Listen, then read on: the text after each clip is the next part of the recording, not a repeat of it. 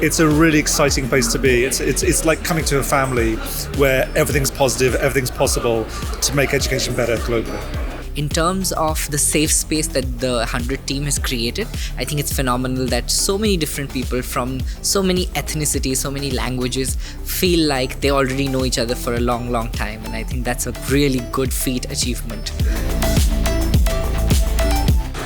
I probably wouldn't know about some of the different innovative things that I could bring back into my program if I wasn't here. We need an organization like HundrED because individually, smaller, bigger schools don't have enough resources to search the world. And the world as is changing fast, you need everything to get as soon as possible to you to be able to find what's the best solution in education and everything actually. HundrED is a way to open education and educational culture and innovations.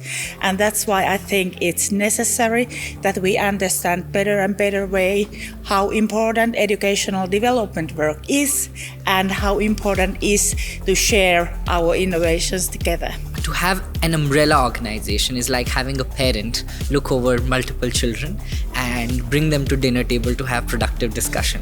And I think that's the primary role of HundrED, to be that supportive ecosystem, to be a constellation of many different stars that are working across the geography of the world.